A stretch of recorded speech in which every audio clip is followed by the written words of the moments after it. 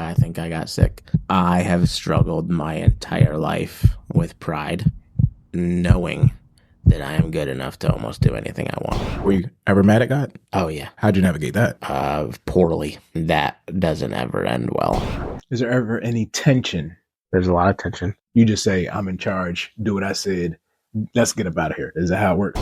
I might be coming to my own intervention, or I don't know what's happening. You're a hard one to dodge, so... Oh my gosh. Right. Please, Lord, anything but that.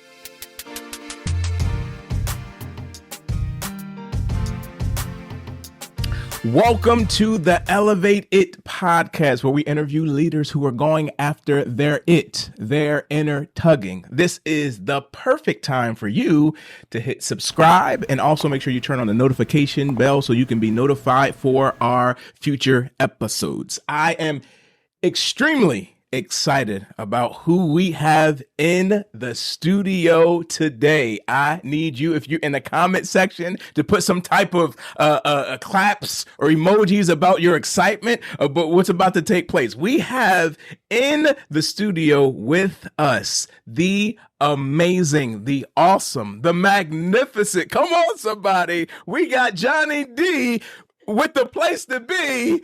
And I ain't got nothing else to kind of rhyme with that, but I'm going to keep that thing moving. But Jonny Damon, we are super excited and appreciate that you've taken the time to join us on the Elevate It podcast. How you doing, man? I'm wildly better now. That might be the best introduction I've ever got. I wanted to cheer on myself. You want to cheer yourself? Is that too prideful? I don't know. I had a little moral conundrum when you were doing that. Like, I am amazing. Not too amazing. So... feeling great, man. Feeling really good. I think we need to warn everybody. This could go very, wow, this could go a lot of places. So they need to kind of strap on. It could go a lot of places. I'm honestly, I'm not nervous. I'm more terrified. You're more terrified? Yeah. Explain a little bit, I please. wouldn't say I'm an ultimate planner. Mm-hmm. But my personality is one where I can easily, and I enjoy being the one that is a marionette pulling the strings on a room. Mm-hmm. And I feel like I have no strings I can pull in this space. I've got no strings. You have all of them. Now. So that's a little unnerving for me. Okay. Especially when I asked you, so what are we talking about? And you literally hung up the phone on me 12 hours ago. And left me in well, I might be coming to my own intervention, or I don't know what's happening. But look, the whole gist of this, guys, and you all know, maybe you don't know because you have no idea what the preparation takes place behind the scenes, is we want this authentic flow of who you are and your natural reactions, laughing, crying, all the other stuff. We got some editing if you say some things that is, yeah. But no, trust me. Do you trust me? 100%. Okay, so we'll move forward with that. So I gotta let the people know who you are, though. All right. So cool. Yeah. All right. So I'm gonna go back into this building you up and all that stuff. So you got to get ready to kind of figure out I'm ready. where you're gonna be. I'm ready. So we have in the studio Jonny Damon, who is the COO of an amazing ministry in our local city. Gateway is amazing. Thank you. I'm grateful. Shout out to the Gateway team who has been amazing to us personally, myself and Lanisha, as well as our church and ministry and different things like that. Your heart personally, as well as the ministry, is just outstanding. All right. But you, COO. Yes, sir. You are that dude. But what is a COO? What is that like really? What is that role, that responsibility? What do you do? Yeah, it's a great question. So ultimately, my canned elevator pitch of what I do is anything I can do on the daily to set the table for people to encounter the person of Jesus Christ. Okay. Whether that means... That sounds really polished, by the way, too. It did sound really polished. Your elevator pitch. Well, a little bit. I like to keep it short. Keep it short. Okay. Because otherwise it gets wildly confusing. Okay. Because there's some days I'm not really sure what I have going on to do, but... that's the beauty of some of it. I have a lot on my plate, but on the other hand, I am very free to what happens and walks in, I get to help handle. So whether that is building plans for 5 years down the road, or a walk-in that needs counsel, or how's the weekend going to get pulled off? Are we staffed and ready? Yeah. Where are we supporting mission all over the world? I'm not directly involved with all those decisions, but I get to help set our team up to be successful, hopefully be successful, and make sure that all the plates keep spinning so that all the things and dreams and missions and visions and goals that we have a better chance of success. So that's a very vague way to say you're an amazing leader. A little bit different every day. And I love that about my job. Yeah, it is. So it's a blast. I can't believe I get to do it. There's not a week that goes by that I'm still like flabbergasted that this is something God in his infinite wisdom said, I'm going to have you help with this part of my kingdom. Yeah. And it blows me away. So wow. I'm humbled by it. We have an incredible team that make me look a lot better than I am. And it's an absolute blast. So love it. I didn't think ministry was fun. I grew up thinking serving Jesus meant you got to suffer. And it happens. I'm not saying it doesn't, but you can have a blast doing it too. So that sounds good, man. I can go off of all that like right now. Hey, you talk more, I talk less. I'm not mad. No. It's all about you, right? But you did say something about setting the table, and it reminds me of something that you did through your leadership that set the table for Lanisha and I and some other awesome leaders that took place in your house. And I think that will forever be like stitched in my heart. For those who don't know what I'm talking about, it's a group of amazing leaders in our community who came together pertaining to really see what God is doing in our hearts and our minds pertaining to some stuff that we're praying about. I know it's vague, but that's where you are. All right. So he helped to facilitate like what clarity looked like, setting the table for that. And I'm talking about, you can think about in a house there were meal that was prepared. There was, different themes and things that were in each room. Like it really, really cultivated the presence of God, gave us clarity and oneness and unity. And that was really unique. I mean, period. Like I was like, yo, like you even did some really sneaky, powerful stuff by getting like letters from people who really loved us to pour into us. And it's some of those things like when you're talking about organizations and ministries and or businesses, you would see a lot of the things that happen. Maybe a pastor may lead, or you may see a front person, but then somebody's behind the scenes, or people, a team up there behind the scenes who are really, doing a lot of work to help pull some things off. And that's one thing I really honor about you too, is a lot I can brag on you about, but your heart and your heart posture. And it goes beyond your job description, right? It's who you are, the things that you do to move forward. So, I appreciate that. And I love how you also involve, family. He's a husband, a father, amazing at those things. And so I've met the family and, you're just awesome, man. I appreciate it, man. But you're also real and relatable. And so like, I'm going to be real pertaining to that. And so I love the transparency because I do view you as an amazing leader. Thank you. So you've shared, some things, even with me, and I've shared some things with you, but other people deal with the area of journey as well, of how they, go through and do what they need to do. So is ministry ever tough, or your job, is it tough? Brutally hard. Okay. Very hard. It's tough.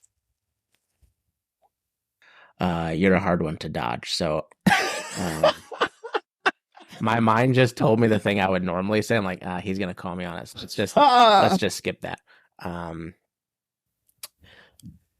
I have struggled my entire life with pride and knowing that I am good enough to almost do anything I want. Ooh. And ministry was not an exception and isn't. There's still days where I'm like, you know what? I don't know if I need God on this one. Wow. And that doesn't ever end well. But it goes okay for a bit. I think we all have enough gifting and natural ability and whatever. It's God-given. I know this, but I can hold it together even when I'm not. Wow. And so that is probably one of the hardest parts of ministry for me. Wow. Is catching myself in seasons of like, did I talk to my father this week? Did I ask him for his help? Or did I just rely on my own? Whether that's for a day or I'll go a month. And that's horrifying and terrifying. And God's gracious enough to like be patient with me through that. I have this Man, we could go into so many directions. Go ahead.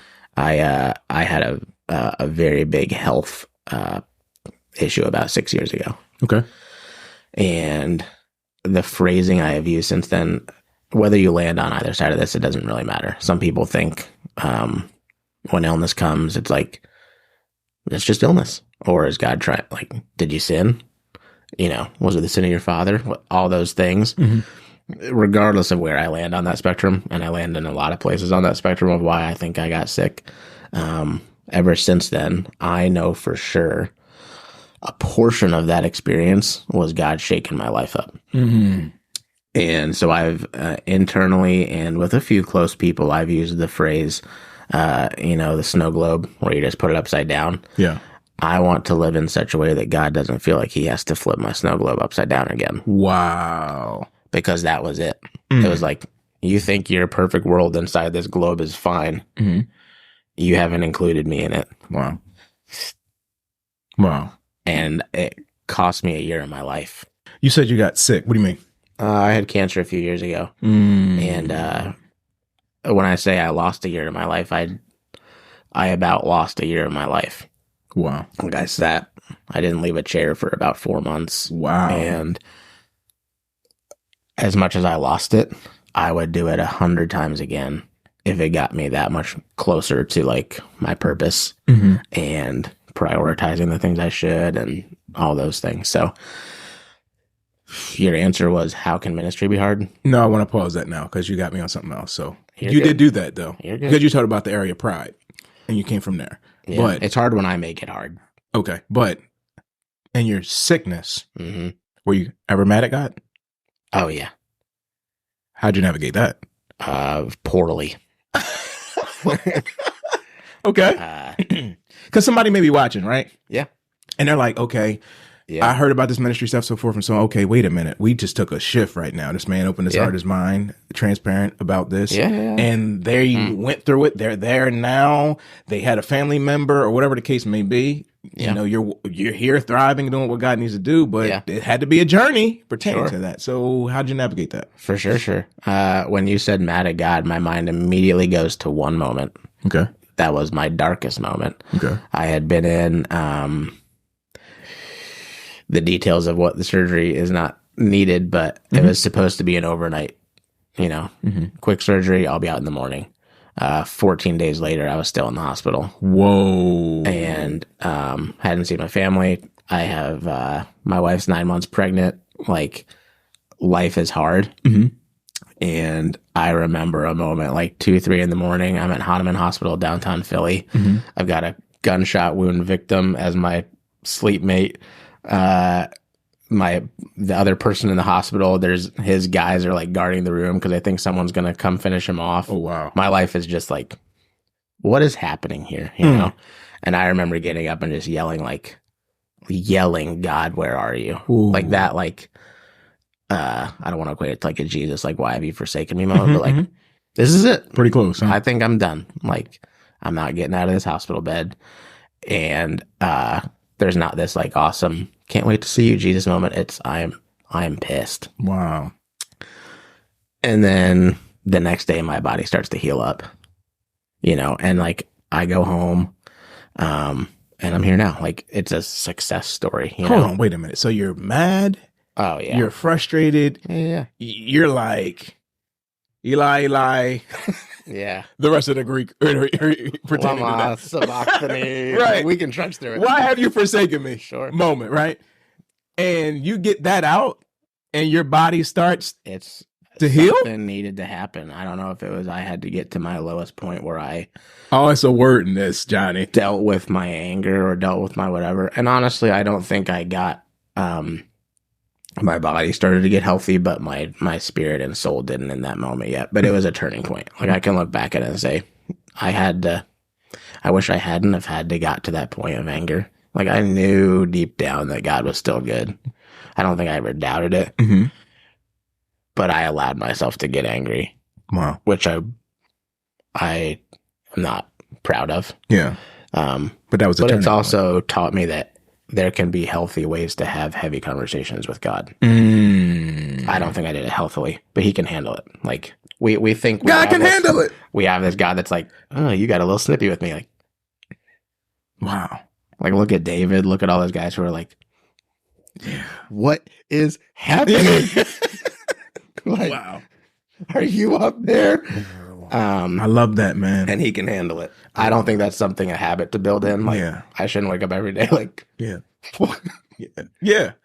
But he can handle it, though. He can handle it. I got to pause to preach for a second, you know? I mean, like, maybe there's somebody there who is, like, watching and thinking and saying, look, man, like, I've been through some rough stuff. Maybe it's not cancer. Maybe it's not, you know, but it's your thing. We can't judge that. We can't judge what you've gone through. We can't judge what somebody else is going through. But, you know, and you're inner tugging, your area where you want to move forward. Sometimes you feel like I want to quit, and it could be physically, spiritually, mentally. And you're realizing, look, I have this anger within that I have not been able to release. Let's think about it. Just ministry and or business, if you're watching from that perspective, or a nonprofit organization, sometimes we just have to present like it's okay.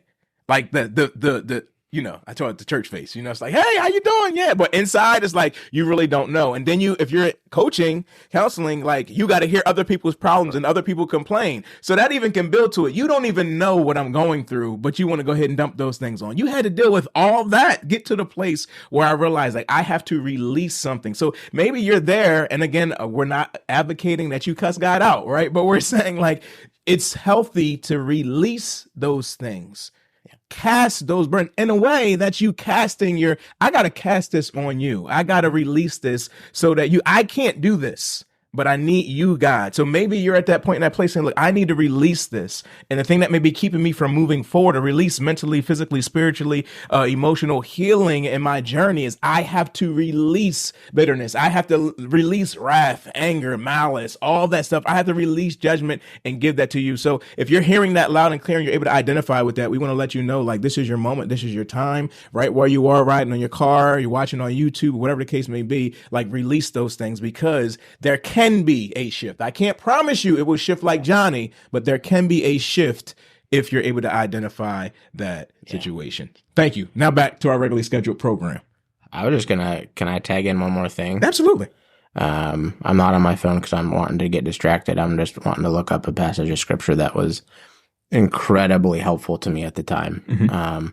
In 2 Corinthians 4, I had heard this little sermon, and this pastor named John Piper was talking about the struggles that come along in life. And he has this whole thing that's beautiful and lovely to hear and challenging and whatever. But the crux of it is him trying to point to 2 Corinthians 4 at the end of the chapter. And he says, whether it's cancer or criticism, do not give up. And he's pointing to this verse where it says, this is why we never give up. Don't look at the troubles you see now. Fix your gaze on the things that are unseen. Mm-hmm. And I think that's what was birthed for me out of that moment of, like, God in his infinite wisdom needed me to fight for it so that I could see these are light and momentary troubles. Mm-hmm. 2 weeks in the hospital is no joke, but it's light and momentary compared to forever. So I don't know who's watching this, but I'm sure your stuff's heavy today, but it's light and momentary in the lens of eternity. Wow. And it's working for you something. Mm-hmm. Yeah. Glory in the future, and it's working your story today for somebody. So thank you. Yeah, that's really good. I love that a lot in so many ways. And thank you for sharing that, being transparent with us. Sure. Yeah. Right? Mm-hmm. Pertaining to that level in that area. Mm-hmm. I'm grateful for that. Absolutely. So there's some other things we've connected with by conversation. And that has been like culture, right? Mm-hmm. That's been a lot. You see your face. You're like, the strings. You don't know where I'm going with this. Nope.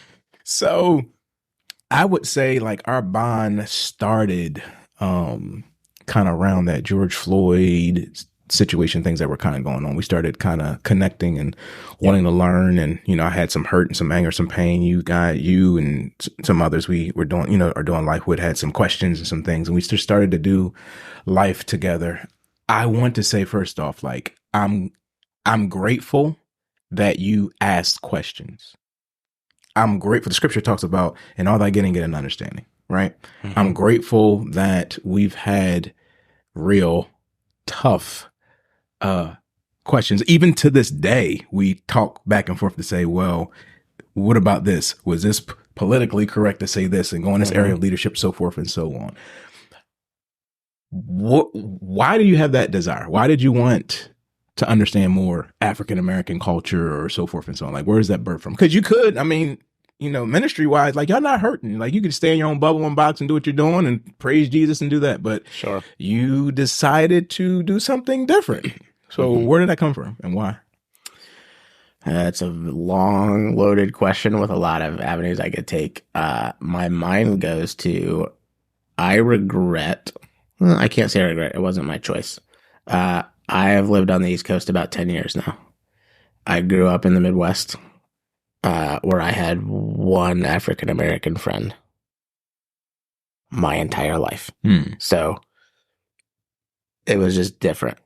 And I don't think it's because like he was the only African-American at my school my entire life until I was 17. So culture was, that's my friend Nathan. That's all I knew. What's up, Nate? His dad was a doctor, drove a Jaguar. That's as much as I knew about the guy. But we were friendly, you know, and moved out here. I've had 2 of my 3 children were born out here. They are growing up in an area that is very different than what I grew up in. And I wanted to do the hard work on myself so that I can make sure I'm being a good daddy to them and helping them navigate what their culture they're growing up looks like, how they can be best set up to have. I love that they have friends that look different than them, but that they're growing up not seeing it. A silly story, but they have an uncle who is African American by marriage, and one of my favorite things when they were little, he's a really strong dude, and my kids were watching TV. I think my middle kid, he was like 4, and this just jacked white dude comes on the TV, and they're like, "There's Uncle." I'm like, they truly hadn't seen. They just saw a strong guy and thought, "That's my uncle." Wow. And people can go all the ways they want. I'm like, I don't see color. I don't, whatever. I'm not saying that. Literally. But for them, I'm colorblind. So I literally don't. That's the whole other thing. For those watching, Christian just told me he was black like yesterday. So I'm still trying to get. You're trying to wrap your mind around that. Go ahead. But for me, it was a beautiful picture of a child who legitimately saw him as a strong man in his life and didn't see anything else. And I realized over the last few years that I have not done the work to make sure that I can champion for others. I hadn't done the work to ask some of my friends, like, is it hard for you to get a job? I helped someone just last week that has a different skin color than me have a party. And they sent a note afterwards saying, "Thank you so much. No one else would help me rent a place because of my skin color." Wow. And I'm like, I was still kind of baffled by it. Like, I did not understand. Like, they give you a hard time because your English isn't great. Yeah. Wow.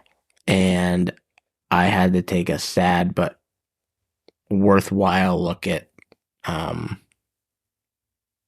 do I want that to be one of the things at the end of my life I can look back and say I tried to help as many people as I could, and that doesn't mean people that just looked like me. Yeah.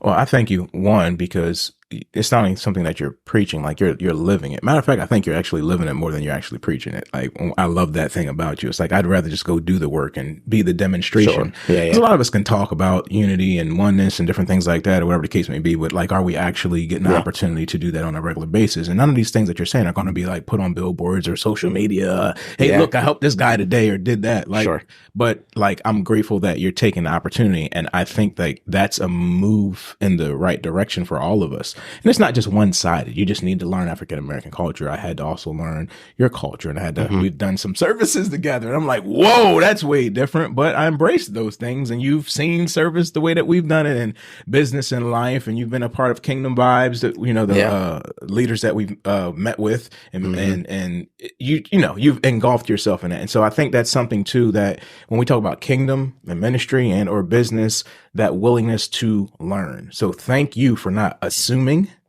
and having the area of the conversation and then doing something about that. You always go back to self-examination. Yeah. Yeah. But the other side of the coin of self-examination can be selfishness, I think, sometimes. Okay.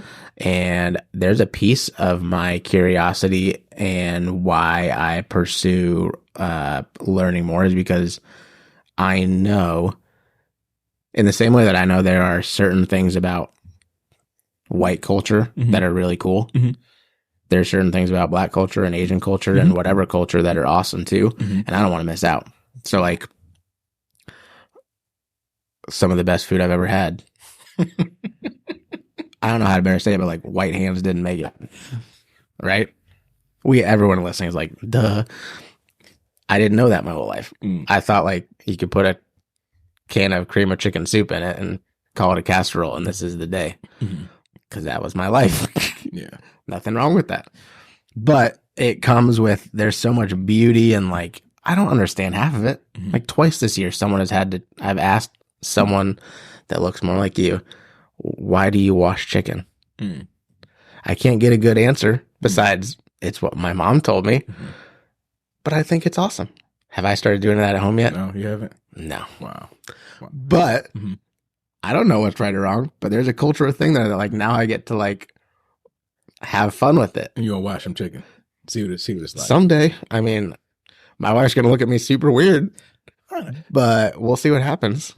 Now, so Johnny can cook, y'all. Okay. So even that time that we were at his house. Ooh, there was chicken involved and I didn't wash it. Come on, man. You tell me that afterwards. You got to know who I am. Anyway, it was good. Okay. I didn't know it wasn't washed. All right. No. Are you saying you didn't know my culture enough to just assume I didn't do that? I didn't think about it, but it was good. Oh. It was really good. Like really good. Right. And so, it's funny because I also had another friend who was Caucasian as well. He's a pastor, and he was just like, had to joke this week about seasoning food, why that came up.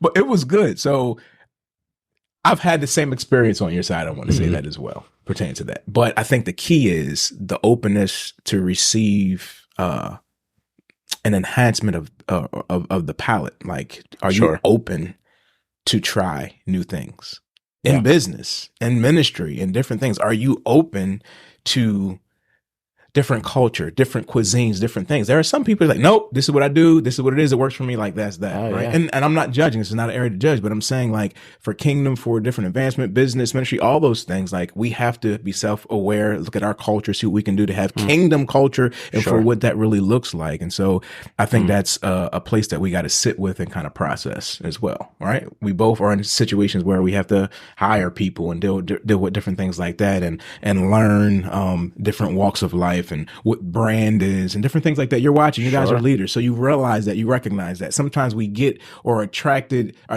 certain things and not really realizing why we're attracting certain things, right? Yeah. And those things can shift by our level of our understanding, our perspective, our heart, our mind, the heart of God, love, like what that really looks like and coming through. So I'm grateful for that and just who you are. Well, thanks for being willing to take my questions sometimes, because it's a hard spot for me sometimes to know. You have to have a level of relationship to be able to ask a question about like seemingly silly things, but like I just learned how much an average haircut costs for a person of color like 2 weeks ago. It drastically shifted how I'm going to approach someone when I see a new hairstyle. That seems you hear Anisha in the background laughing? That seems so dumb. Wow. But like, I know what that costs you. And the time, and like, I'm done. All right. The world, there's like a flashing light that just, all the cameras just shorted out. I don't have that in my life.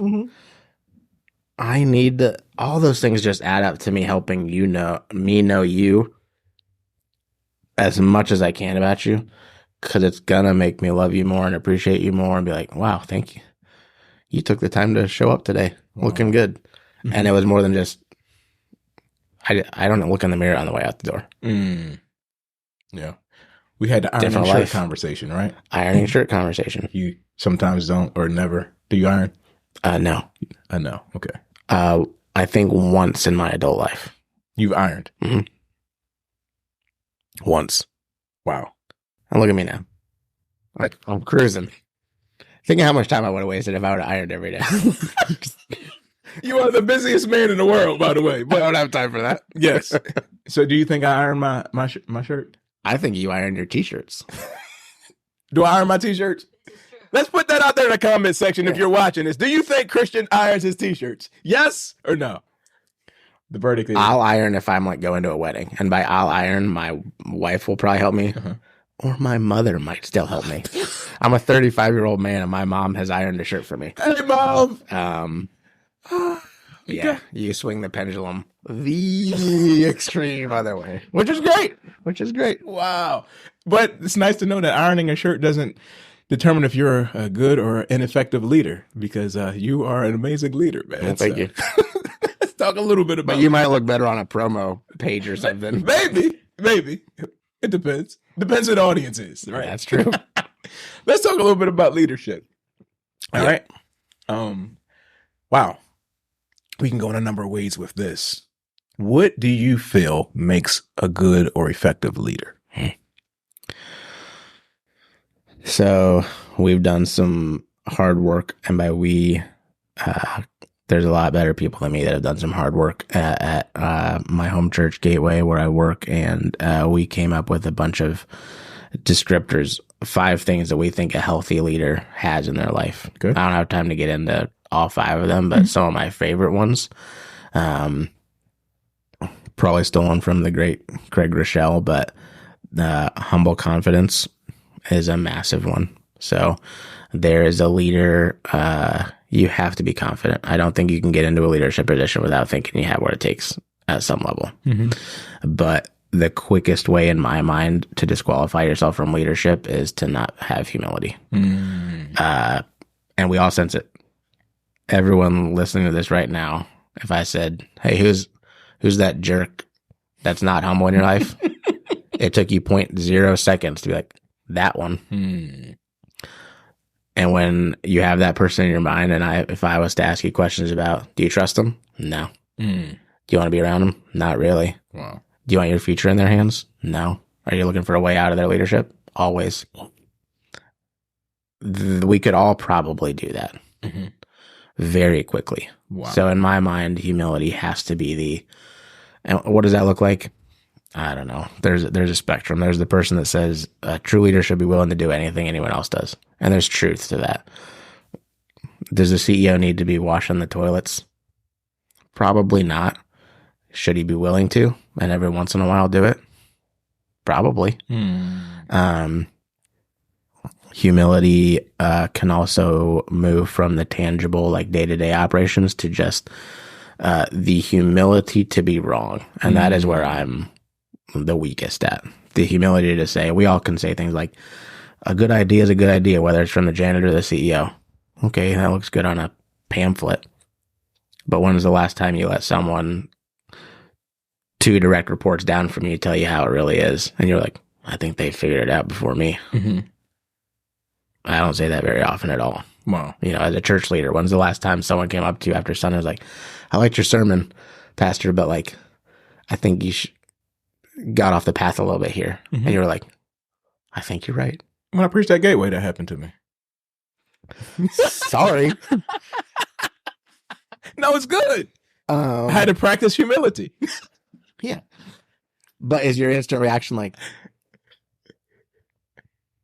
whatever that person, screw that person?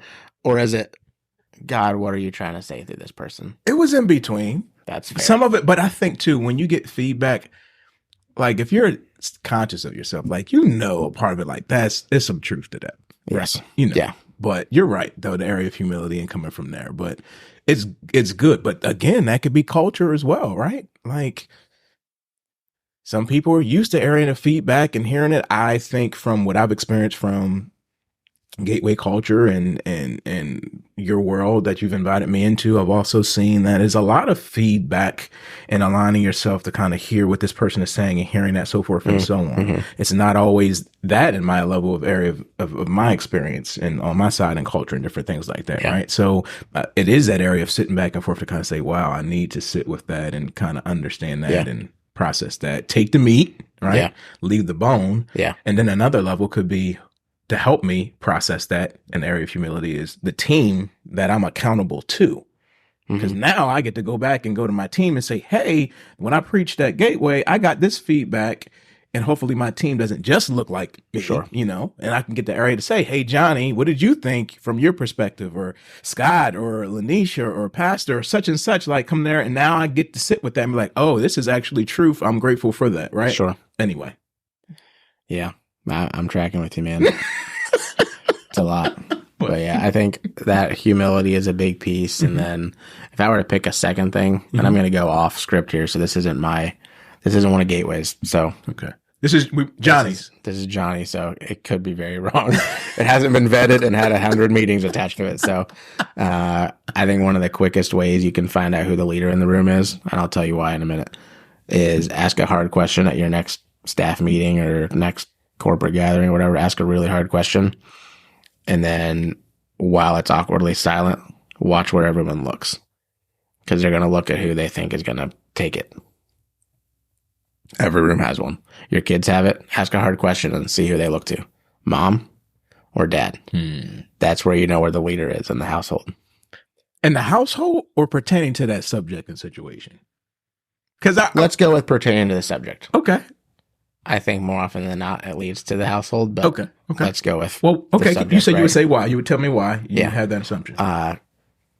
Because every room has someone, and I think every room has a group of people that knows who that someone is that's willing to do the thing they're not willing to do. Gotcha. So when there's a hard decision that needs to be made, not everyone is built for that. Yeah. So I think a leader with humility is always going to be the one that's willing to make the decision that someone else is not willing to do. Wow. Hopefully that means it's the good decisions. But often they're hard decisions. They're ones that have the highest risk of you looking like an idiot, highest risk of failure. But without it, progress is off the table. Yeah. So you don't want someone that's like trigger happy. And just like, I'll make hard calls all day. Like, well, that might not be the best thing either, but someone willing to when everyone else is like,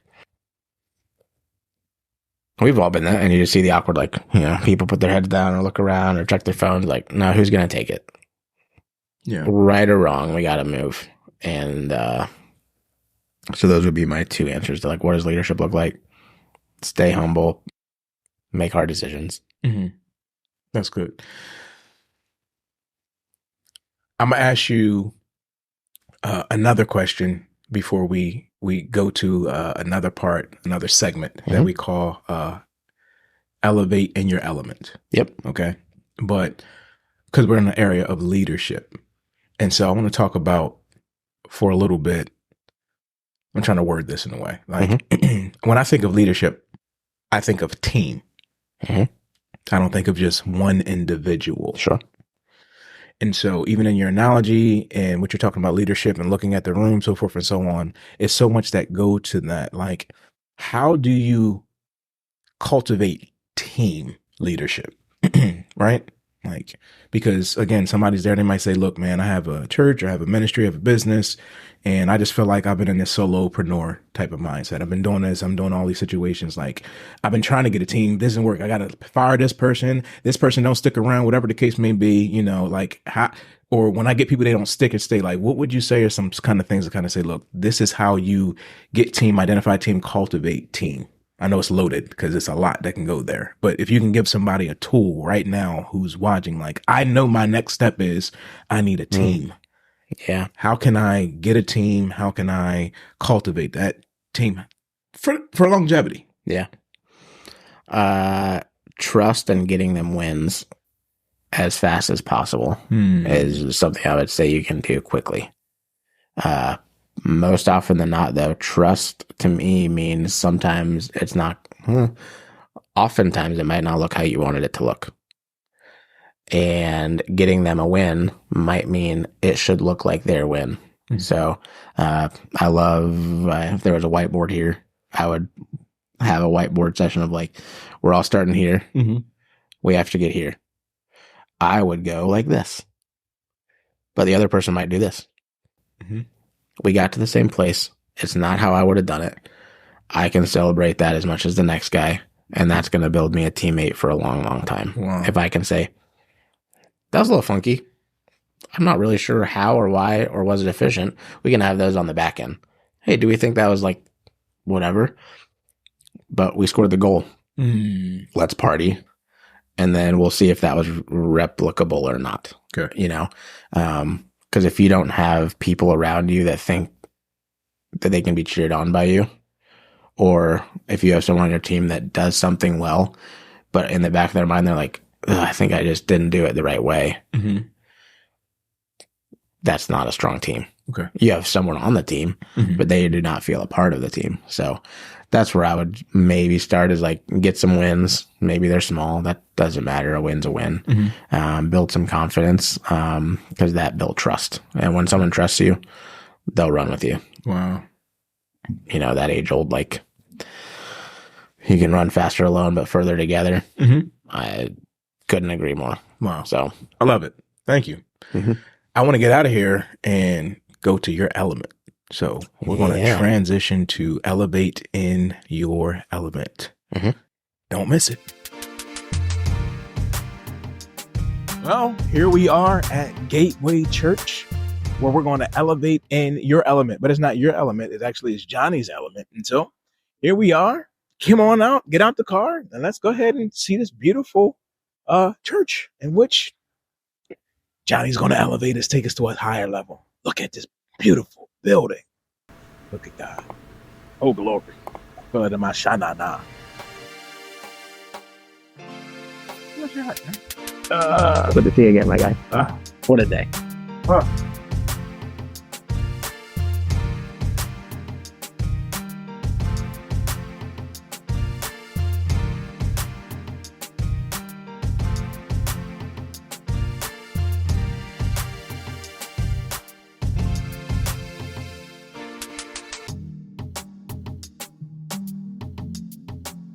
Johnny, I already did the whole like we're elevating in your element part outside when you were like in here doing that, because usually I'm typically like, hey, welcome to elevating your element segment. But we already did that. Since we did that, we're here with you and your element. And I have to say it. I mean, I've had the opportunity to, to be here, to preach here, to cry here, laugh here, walk here. So, it's wonderful. It's a beautiful, beautiful, beautiful building. And I know you probably wouldn't say it this way, but I'll say it like, you help lead a lot of stuff that goes on here, right?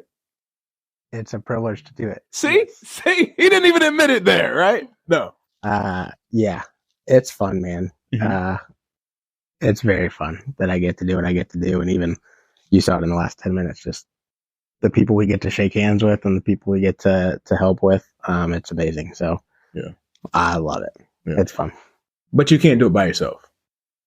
So you need a team. I feel like team should roll across the screen right now. I know Lanisha's happy because I probably gave you work right now just by saying that type of stuff. But there's so many times you probably deal with this as well. Like I'm sitting down talking with leaders, entrepreneurs, and we talked a little bit about this in our segment. When it comes up the word team, like I just got finished talking to a pastor and I was like, man, if you had the opportunity to sit with a leader, and I was talking about you, but I said the opportunity to sit with a leader who does great with team building, what would be something that you would sit and ask them? And initially he was like, I don't know. I really would have to process that. Do people come to you asking about leadership and team building and different things like that? Yeah, people come, but it's also something that's never far from our discussions. So what are you seeing? What do you sense? What do you hear that people struggle with when it comes with operating with teams, building teams, so forth and so on? again, we talked a little bit about this, but I want to go a little bit deeper. What I sense is that it's something that's not done well. Okay. And whenever there's something in the world that isn't done well, I think it causes people to look for it and crave it. In the same way that, you know, you go on vacation or you're on a road trip and you eat Burger King 3 times in one day. Yeah. And it's fine. Mhm.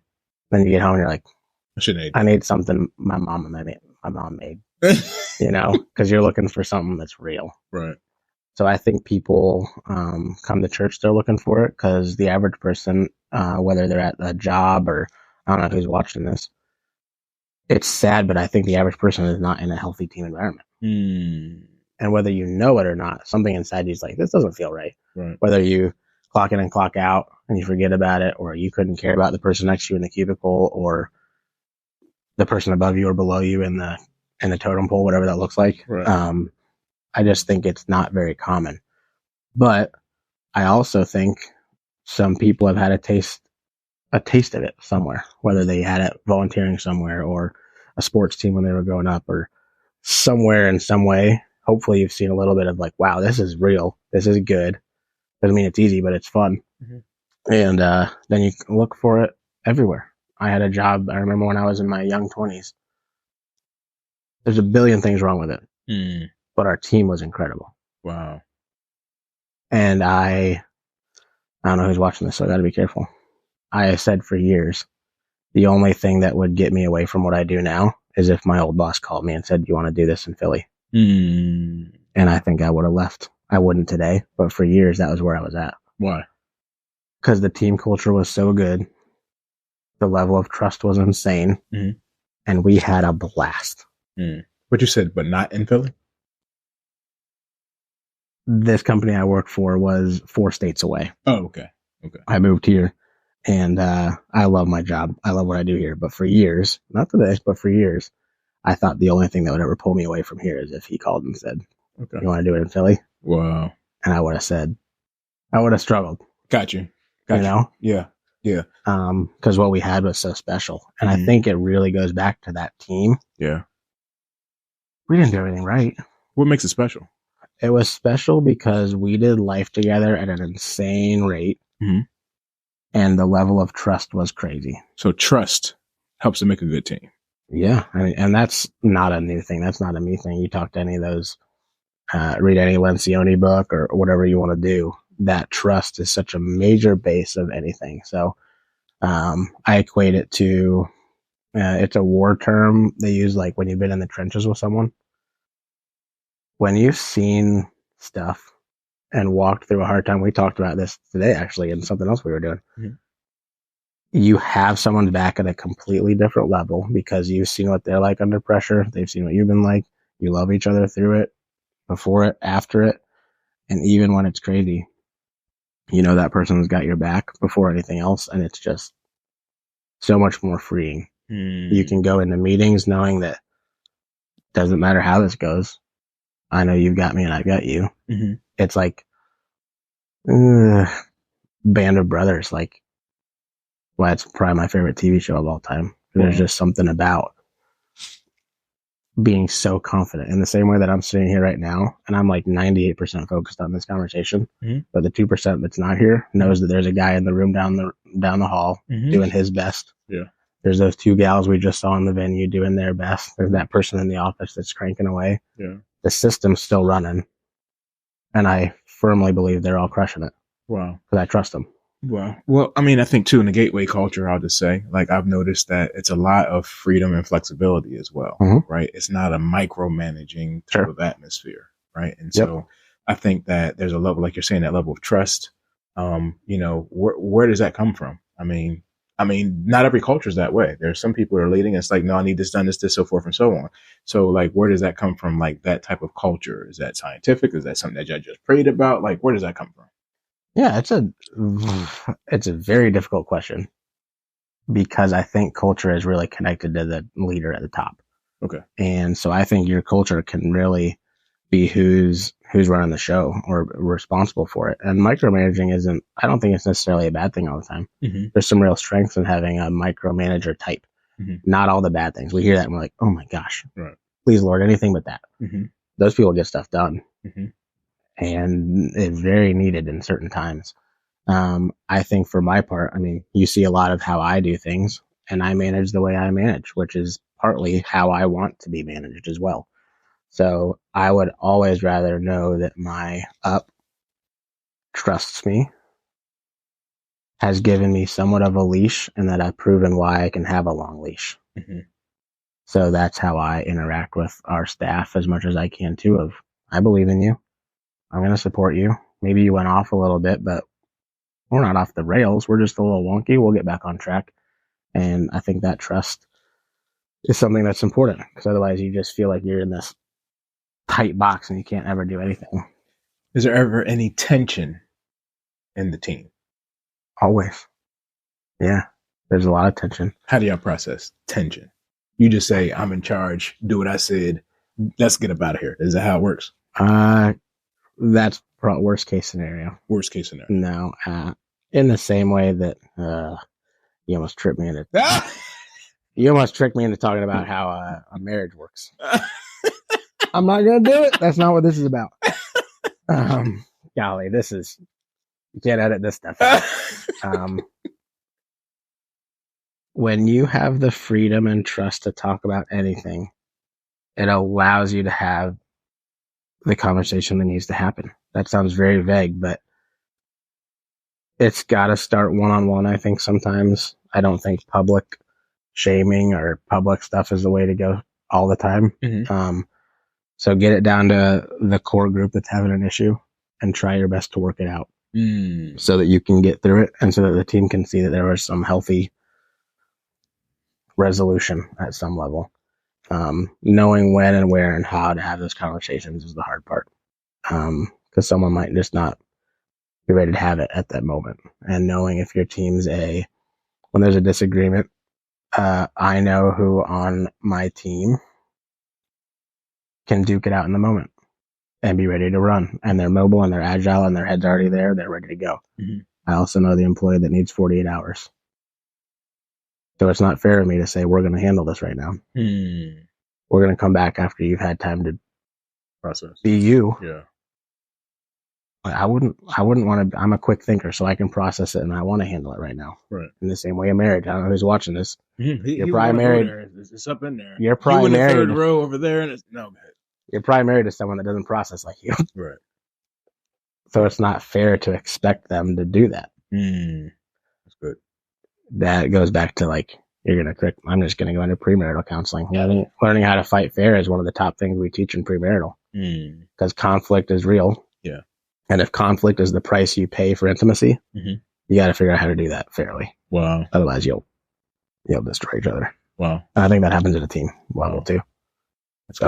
That's good. I got one more thing before we conclude this. Look, when I say conclude, that doesn't mean this session is that we're over. We're just done here. Okay. We'll go back in the area of the studio, and we got some 5-on-5 for you. So stay tuned pertaining to this. But I want to speak to somebody who is watching and they don't have a team, right? They are solopreneuring it. They are marriagepreneuring it. They are by themselves in business, or they just desire an area of a team, right? What do we say to them, not only just to encourage and motivate them, but what do they need to look for? Like, how do you even start this whole situation? Somebody can't even start their business. They're just like, look, I want to operate in my purpose. And I hear this guy talking about team. I know I'm going to need a team, but I have no idea how to get what it is that I need to move forward. What you got for me? Sure. It reminds me of some conversations I had years ago with my boss, my leader here at Gateway. And there's a thing he used to say when people looked at the team we have here at our church. And he said, you could always look at him and be like, well, it looks like you're just hiring around your deficiencies. And some people interpreted that as a weakness. Wow. Like, you're just trying to build the squad that only fits your personality makeup. Whether or not he did that on purpose, I think it's the right way to go. Wow. Because a team is a moving part. It wouldn't work if you didn't make it super tailored. And that's where culture is such a big deal. I was talking with him actually the other day about another coach that does this. And the difference between hiring on competency versus hiring on character and fit. So I would tell the person, you asked me a question, I would tell the person who doesn't have a team and maybe wants one, take a look at your inventory, your personal inventory. Where do you want to go? What is missing in your inventory to get there? And if it's marketing, look for that person. If it's just being thrilled about what you're doing, get a cheerleader. If that's not a bad thing. The world might look at the hire and be like, that doesn't make any sense. You really need R&D and you need money and you need 10 things. Yeah. But if you can do all that stuff, you just need a hype man. Get a hype man. Wow. And that's the start of your team. And then you recalibrate and you inventory again with, all right, we got 2. What are we missing? Look for that one. Love it. Love it. Thank you for your time here. Yeah. And elevating in your element. And I know there is so many nuggets that you shared that I got personally from it, as well as hopefully that you guys are receiving as well. We are praying for you and we're encouraged pertaining to this area, but I'm telling you, it's time for us to go higher, right? To elevate it. You have power, you have wisdom, you have insight. God knows exactly what you need. So thank you for sharing that, giving us some tools, some practical things, so that we can go ahead and move forward within that, man. So we'll get back in the studio.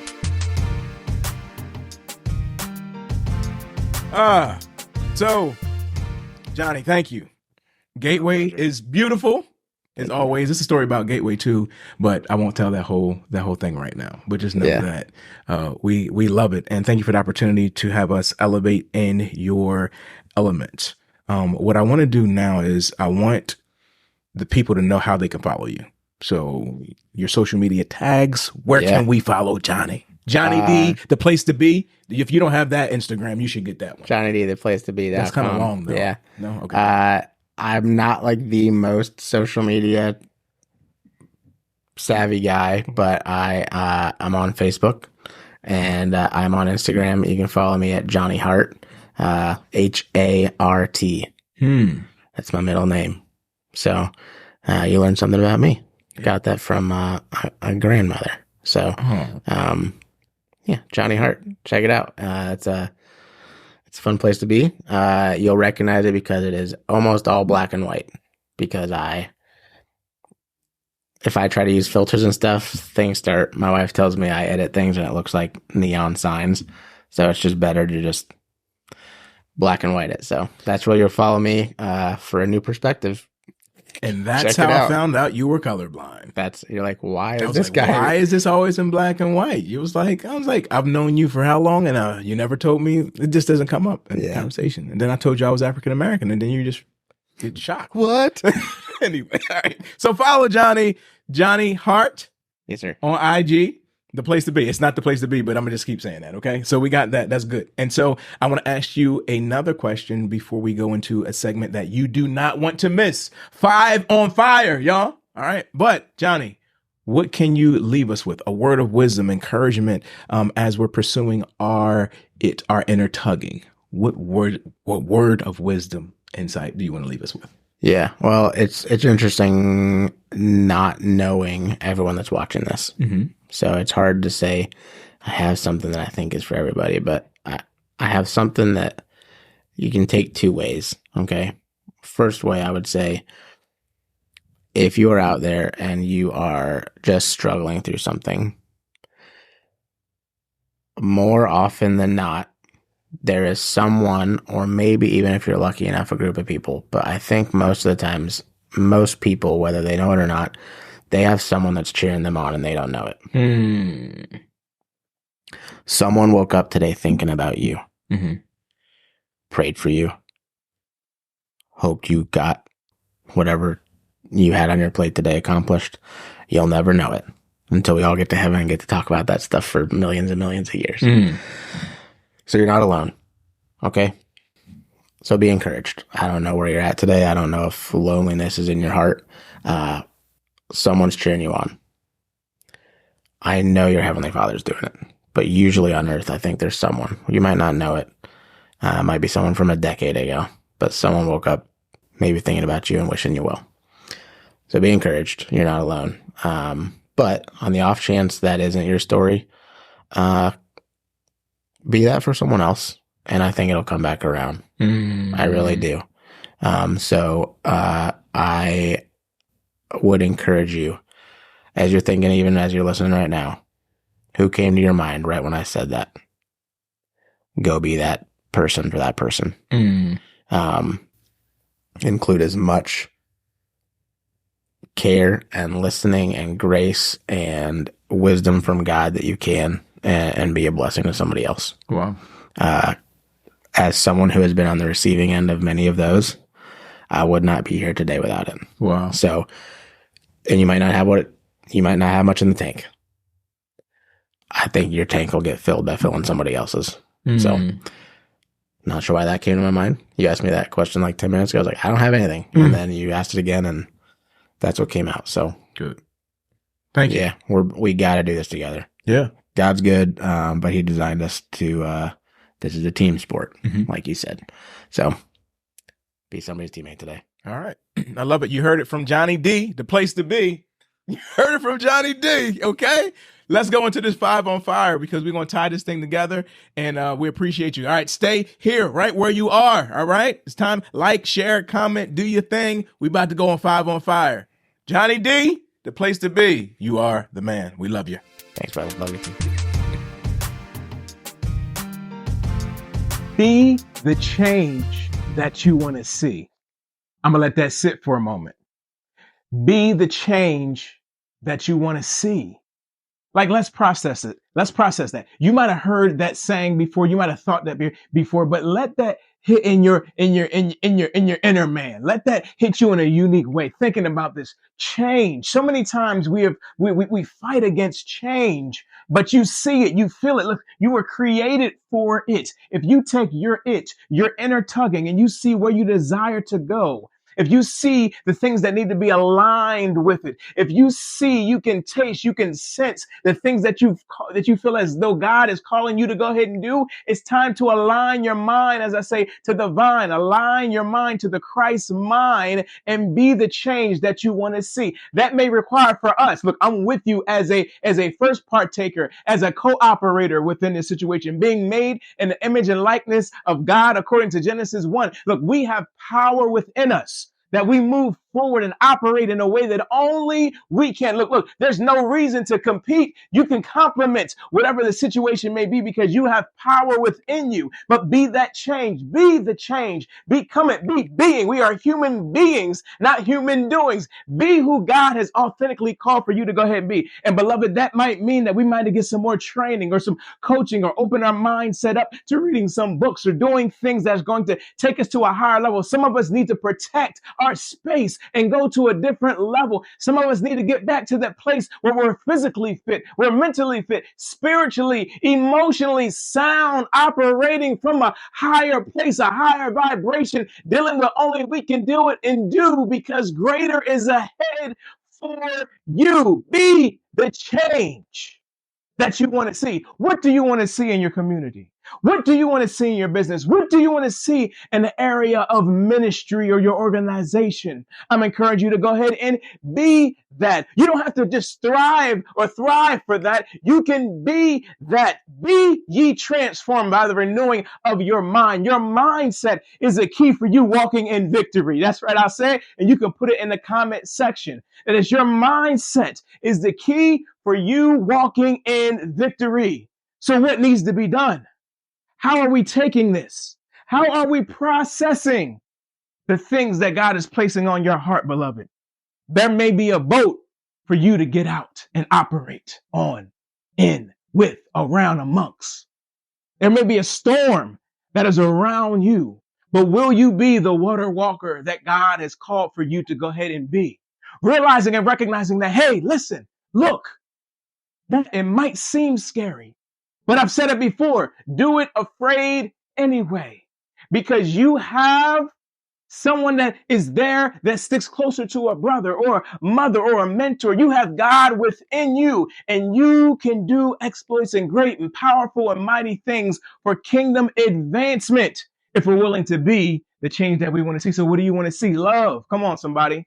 Want to see more wealth and finances and health? What do you want to see? Then go ahead and align your mind to that vibration, to that heart, to that place, and realize that it's time for us to move forward. We're removing excuses. We're operating from the things that we're being compelled to go ahead and do. Some of us need to dream and dream so big, blow the dust off of the notebook, or go ahead and realize that there's some things that are time for me to move forward within those things. And my time is now. Put now in the comment section. Now is the time.